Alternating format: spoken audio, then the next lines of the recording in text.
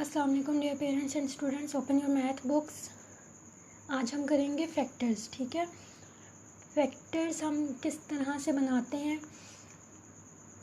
जैसा हमारे पास 9 है, इसका फैक्टर बनाने के लिए हम क्या करेंगे, इसको डिवाइड करेंगे। एक तो हमें पता है कि ये 1 के टेबल में आता है और एक ही अपने टेबल में आता है। उसके बाद ये और किस किस टेबल में आता है हमने ये बताना है। ठीक है, तो मैंने इसको 3 से डिवाइड किया, 2 से डिवाइड नहीं होता इसलिए मैंने 3 से डिवाइड किया। 3 3 ज़ा 9, तो मेरे पास क्या फैक्टर बन गया इसका 3। ठीक है, 1 3 और 9, इसके अलावा 9 किसी और टेबल में नहीं आता। 4 5 6 7 8 9 ये इसके फैक्टर्स हैं, इन टेबल्स में ये आता है। ठीक है, उसके बाद है 30। एग्जाम्पल से मैं आपको बता रही हूँ फैक्टर्स 30 के बनाने के लिए हम क्या करेंगे। एक तो ये अपने खुद 1 के टेबल में आते हैं। ठीक है, उसके बाद ये अपने खुद के टेबल में आता है 30। ठीक है, 1 और 30 के बीच के नंबर आपने फाइंड करने हैं कि कौन कौन से टेबल्स में आता है। क्योंकि अब इसको फाइंड करने के लिए हम क्या करेंगे, डिवाइड करेंगे। ठीक है, 1 लिखा मैंने एक साइड 30 लिख दिया। अब बीच के नंबर फाइंड करने के लिए आप लोग क्या करेंगे, इसको डिवाइड करेंगे। ठीक है, पहले 2 से स्टार्ट करते हैं। 2 से मैंने डिवाइड किया, यहाँ पे 2 1 ज़ा 2। ठीक है, और उसके बाद 0 था, 0 नीचे उतारा, 2 5 ज़ा 10। तो क्या आया मेरे पास क्वेश्चन 15। और किससे मैंने डिवाइड किया, 2 से, तो 2 और 15 इसके दो फैक्टर बन गए। ठीक है, यहाँ पे मैंने नीचे लिख दिया 2 और 15। उसके बाद 3 से मैंने किया, 3 का टेबल में 3 10 ज़ा 30 होता है। ठीक है, 3 से हो गया। अब 3 के दो फैक्टर हमारे पास कौन सा आ गया, 3 और 10। यहाँ मैंने लिख दिया 3 और यहाँ लिख दिया 10। उसके बाद 4 के टेबल में 30 नहीं आता।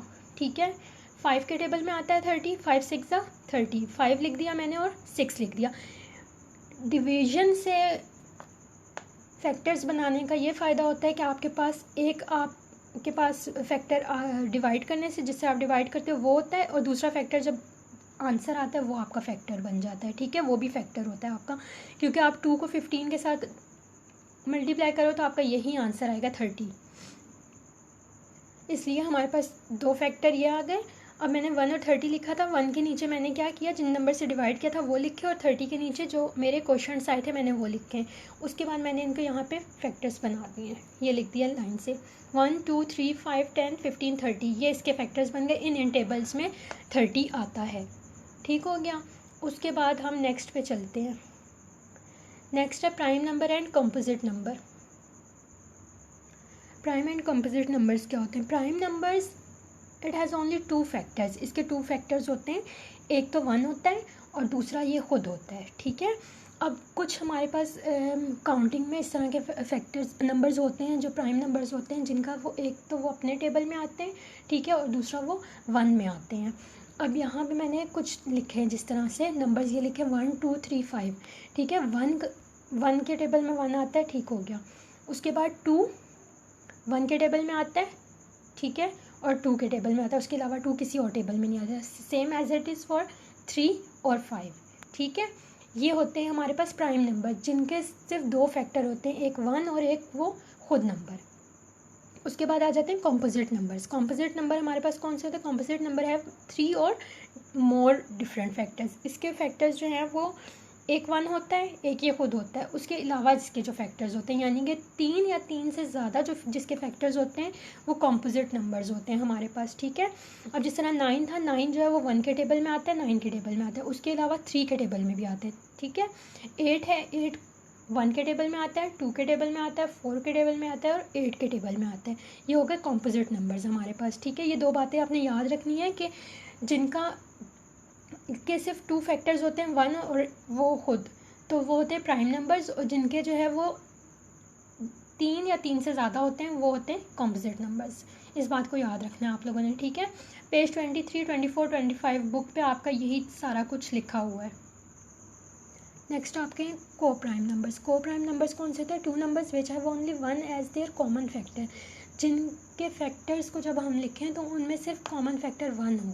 ठीक है, उनका जो कॉमन फैक्टर है, यानी कि सेम फैक्टर जो है उनका वो 1 हो, उसके अलावा कोई ना हो, ठीक है। इस जिस तरह मैंने यहाँ 9 एंड 16 लिया है, ठीक है। 9 के फैक्टर्स मैंने बनाए 1 3 9 और 16 के 1 2 4 8 16, ये इसके फैक्टर्स बन गए, ठीक है। अब इनमें कॉमन फैक्टर सिर्फ हमारे पास 1 है, तो इसका मतलब है कि ये वाले 9 और 16 जो है वो को प्राइम नंबर्स आएंगे। को प्राइम नंबर्स कौन से होते हैं? ऐसा पेयर जिसके कॉमन फैक्टर सिर्फ 1 हो, ठीक हो गया। उसके बाद आप लोग बुक पे आ जाएं, page exercise 2B page 27। Composite numbers have more then, composite number के मैंने क्या बताया था, कितने फैक्टर्स होते हैं? मोर देन 2 फैक्टर्स, ठीक है।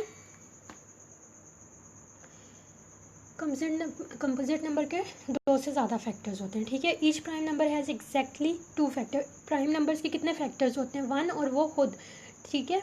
तो 2 फैक्टर्स होते हैं। 1 इज़ नीदर प्राइम और नॉर अ कंपोजिट नंबर, 1 जो है वो ना तो प्राइम नंबर है ना कंपोजिट नंबर है। 50 इज़ अ कंपोजिट नंबर, 50 जो है वो कंपोजिट नंबर है। कंपोजिट नंबर जिसके 2 से ज़्यादा फैक्टर्स हों, ठीक है। आपने इसके फैक्टर्स बना के देखने हैं, अगर इसके फैक्टर्स जो हैं वो 2 या 3 से ज़्यादा बने हैं तो इसका मतलब है ये कॉम्पोजिट नंबर है। एवरी प्राइम नंबर है नंबर एक्सेप्ट 2 इज़ ऑड, सारे प्राइम नंबर जो हैं वो ज़्यादातर ऑड ही होते हैं सिवाय 2 के। 2 सिर्फ इवन नंबर है, बाकी सारे ऑड हैं, ऑड प्राइम नंबर्स हैं। State whether the following are true और फॉल्स, ट्रू और फॉल्स बताना है। 10 इज़ अ प्राइम नंबर, 10 जो है वो प्राइम नंबर है। अब इसको चेक करने के लिए आप लोग क्या करेंगे, इसके फैक्टर्स बनाएंगे, ठीक है। फैक्टर्स बनाएंगे, अगर तो इसके 2 फैक्टर बने 1 और ये खुद, तो इसका मतलब है कि ये ट्रू है। और अगर इसके ज़्यादा फैक्टर्स बने तो इसका मतलब है कि ये फॉल्स है, ये कॉम्पोजिट नंबर है। 10 जो है वो 1 के टेबल में भी आता है, 2 5 से 10 5 के और 2 के टेबल में भी आता है, ठीक है। इसके ज़्यादा फैक्टर्स बनते हैं, so this is the prime number, sorry this is a composite number. 1 3 and 13 are factors of 13, 13 के फैक्टर्स बना के चेक करना है कि 1 3 और 13 ही इसके फैक्टर्स बनते हैं, नहीं इसके और भी फैक्टर्स बनते हैं, ठीक है। क्योंकि ये 3 के टेबल में 13 नहीं आता, तो इसलिए ये स्टेटमेंट आपकी फॉल्स है। 8 is a composite number because it has 4 factors, 8 जो है वो एक कॉम्पोजिट नंबर है क्योंकि इसके 4 फैक्टर्स हैं। अब 8 के आपने फैक्टर्स बना के देखना है, अभी पीछे मैंने एग्जाम्पल में भी बनाए थे, तो 4 ही फैक्टर्स बनते हैं, सो दिस इज़ ट्रू।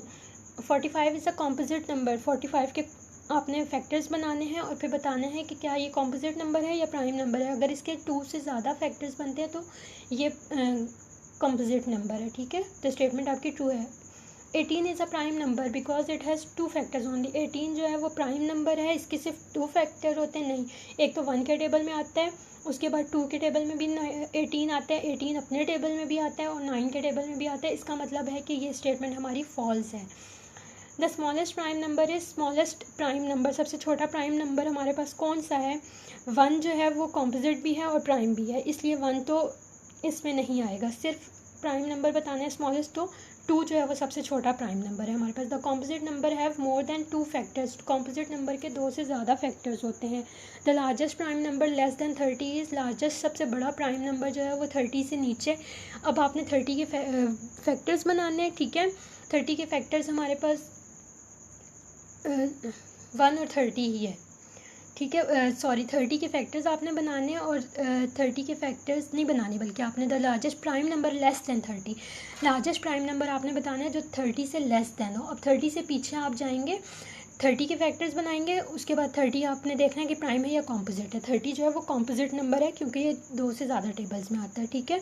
उसके बाद 29 के फैक्टर्स बना के देखने हैं आपने, 23 के बनाने हैं, 21 के, 20 के और 29 के, जिसके फैक्टर्स जो हैं वो सिर्फ 2 होंगे और वो सबसे बड़ा नंबर बन रहा होगा इन चारों में, तो आपने उस पर टिक करना है। 29 के जो है वो 2 फैक्टर्स बनते हैं, एक ये 1 के टेबल में आता है और ये 29 के टेबल में आता है, और ये इन सब में बड़ा है, ठीक है। 30 के बाद ये सबसे बड़ा नंबर है।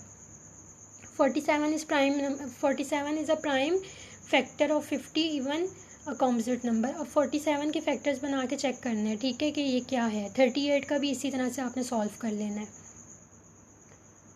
उसके बाद आ जाए check whether the numbers given in the table below are prime और कॉम्पोजिट। अब ये सारे नंबर्स आपको गिवन है, इसमें आपने बताना है कि प्राइम कौन से और कॉम्पोजिट कौन से। प्राइम के जो है वो सिर्फ 2 फैक्टर होते हैं और कॉम्पोजिट के ज़्यादा होते हैं, इसलिए आपने 15 से स्टार्ट करना है, ठीक है, रफ कॉपीज़ के ऊपर। 15 के फैक्टर बनाने, 15 के फैक्टर कितने बने हैं? 4 फैक्टर बने हैं, तो क्या है ये कॉम्पोजिट है, इसके आगे लिख दिया C। फिर 30 के फैक्टर्स बनाए मैंने, 31 के, 30 के कितने फैक्टर्स बने? 2, ठीक है। तो 31 हमारे पास क्या है, प्राइम है। इस तरह बाकी सारे भी आपने फैक्टर्स बना के चेक करना है कि कौन सा प्राइम है, कौन सा कॉम्पोजिट है, और उसके आगे लिख देना है which of the following are co prime numbers. अब को प्राइम नंबर्स के लिए मैंने क्या बताया था कि ऐसे नंबर्स का पेयर जिनके फैक्टर्स जब हम बनाएं तो उनमें सिर्फ 1 उनका कॉमन फैक्टर बन रहा हो, ठीक है। 3 और 5 के फैक्टर्स बनाने हैं आपने, ये मैंने 3 और 5 के फैक्टर्स बनाए। अब इनमें कॉमन फैक्टर क्या है, सिर्फ 1 इनका कॉमन फैक्टर है। सो दिस इज़ अ को प्राइम नंबर, ठीक है। इस पर आपने टिक कर देना है। उसके बाद एक ऑप्शन मैंने एक क्वेश्चन सेकंड पार्ट इसका किया है 31 एंड 62। 31 के फैक्टर बनाए, 62 के फैक्टर बनाए। अब इनमें कॉमन फैक्टर कितने बन रहे हैं, एक तो 1 बन रहा है, ठीक है, 1 है, दूसरा 31 भी कॉमन है इन दोनों में, तो इसलिए ये को प्राइम नंबर नहीं है। इसके आगे इसको आपने टिक नहीं करना, ठीक है। जो जो आपके पेयर्स बन रहे हैं उनके ऊपर आपने टिक कर देना है, और ये वाले इनको आपने रफ कॉपी पे सॉल्व करके और बुक के ऊपर इस पर मार्क करना है। This is your homework. और प्लीज़ क्वेश्चन नंबर डाल के काम किया करें कॉपीज़ के ऊपर अपनी, और प्रॉपर बुक पे भी काम करना है डेट के साथ।